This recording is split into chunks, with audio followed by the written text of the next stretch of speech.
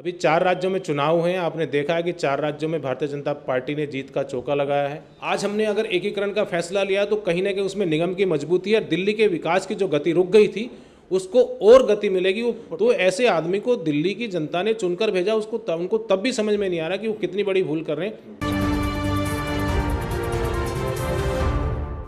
नमस्कार, मैं हूं प्रवीण और आप देख रहे हैं इंडिया टाइम 24 न्यूज़। दिल्ली के निगमों को एक करने के लिए केंद्रीय कैबिनेट में मंजूरी मिल चुकी है। अब इससे जुड़ा एक प्रस्ताव संसद में पेश किया जाएगा, जिसके बाद दिल्ली में एक ही मेयर होगा।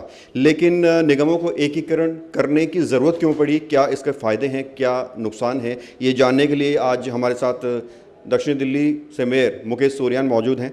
सर, ये जो पूरी प्रक्रिया चल रही है, सबसे पहले तो आप ये बताएं, क्या केजरीवाल का जो चेतावनी वो स्वीकार करते हैं? उन्होंने कहा है कि अगर चुनाव करवाते हैं अभी तो जीत कर दिखाएं, चैलेंज है।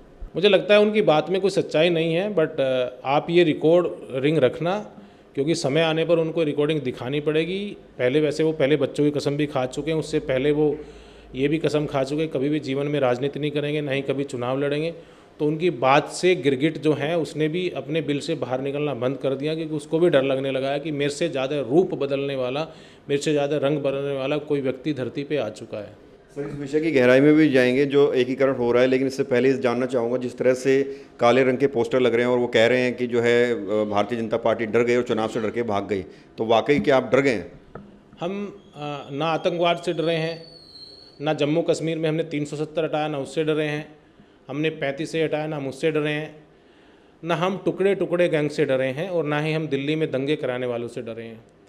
अभी 4 राज्यों में चुनाव हुए हैं। आपने देखा है कि 4 राज्यों में भारतीय जनता पार्टी ने जीत का चौका लगाया है।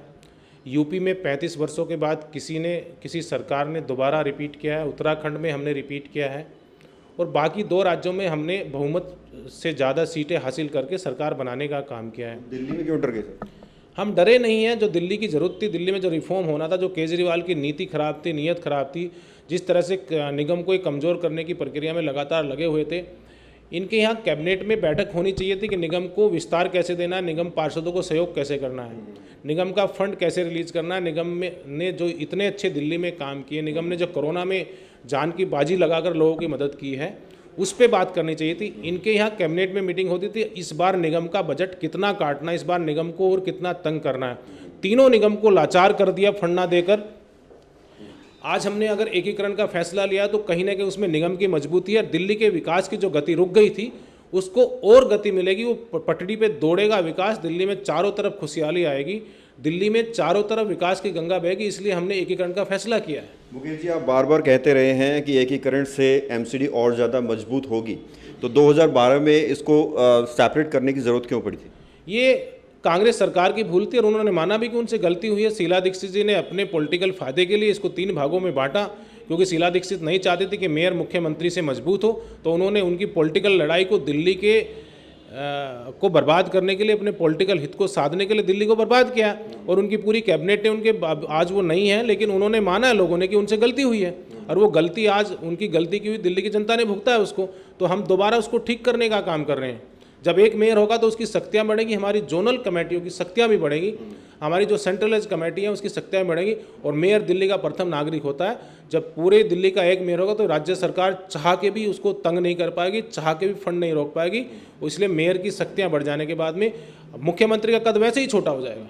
अभी जनरली साफ सफाई और कूड़ा वगैरह, छिड़काव वगैरह काम आता है एमसीडी में। एकीकरण के बाद क्या कुछ शक्तियां बढ़ जाएंगी? कौन कौन से विभाग ऐसे हैं जो एमसीडी के हाथ में आ जाए? बात विभाग की नहीं है, बात डिपार्टमेंट की है। डिपार्टमेंट में अभी इन्होंने हम तीनों लोगों को अलग कर दिया है। साउथ अपनी पॉलिसी लेकर के चलता है, नॉर्थ अपनी पॉलिसी लेकर के चलता है, ईस्ट अपनी पॉलिसी लेकर के चलता है। एक तो पॉलिसी इंप्लीमेंट करने में जो दिक्कत आती है वो दिक्कत नहीं होगी, पूरी दिल्ली के लिए एक पॉलिसी बनेगी, वो सबके लिए मान्य होगी।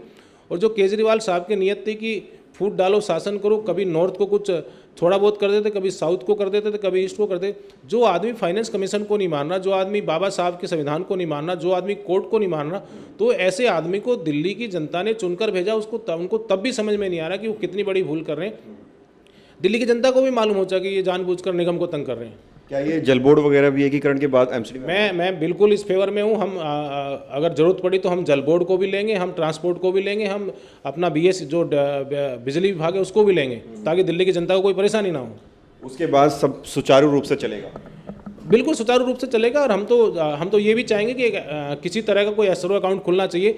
आज राज्य सरकार 70,000 करोड़ का बजट लेके बैठी है, वो कहीं ना कहीं जीएसटी से रेवेन्यू आ रहा, तो जीएसटी का जो रेवेन्यू जो हमारा शेयर बनता है, जो हमारी ग्रांट बनती है, तो एसआरओ अकाउंट खुलने के बाद में सीधे हमारा जो हिस्सा हमें मिलेगा, जो एनडीएमसी का हिस्सा, जो न्यू दिल्ली म्युनिसिपल काउंसिल का, उसको मिलेगा। अगर कोई अदर बॉडी भी है तो उसको भी उससे अच्छा चाहिए।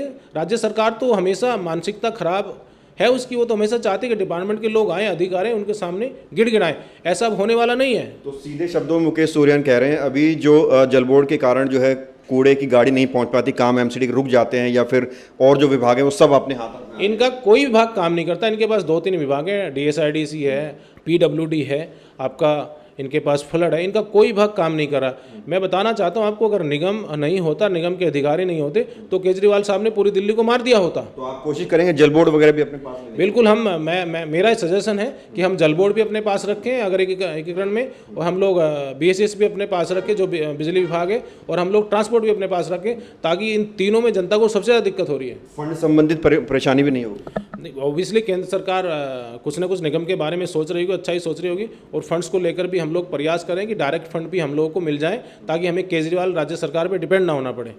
अच्छा, एक सवाल और काफ़ी लोग जानना चाहते हैं। जो अभी लिस्ट आई थी इलेक्शन कमीशन की तरफ से, जैसे SC ST की सीटें बांटी गई थी और जो है महिला सीटें बांटी गई थी, क्या इसमें भी अपडेट होगा? ये तो चुनाव आयोग ने तय करना है।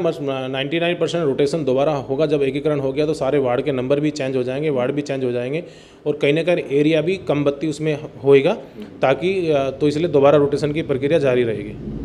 सर, एक मेयर आपने बताया कि जिस तरह से एक मेयर होगा पूरी दिल्ली का, तो सबकी निगाहें ये भी टिकी हुई, इस पर भी टिकी हुई हैं, कौन होगा सर, कौन सा चेहरा? ये तो हमारी पार्टी संगठनात्मक पार्टी है, संगठन का एक काम है।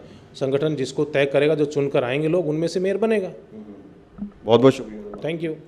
तो ये थे मेरे साथ मुकेश सूर्यन, जिन्होंने एमसीडी के तीनों निगमों के एकीकरण पर हमसे बात की। कैमरा जर्नलिस्ट नीरज के साथ प्रवीण, इंडिया टाइम 24 न्यूज़। खबरों से खबरदार रहने के लिए चैनल को सब्सक्राइब करें और प्रेस करें बेल आइकन।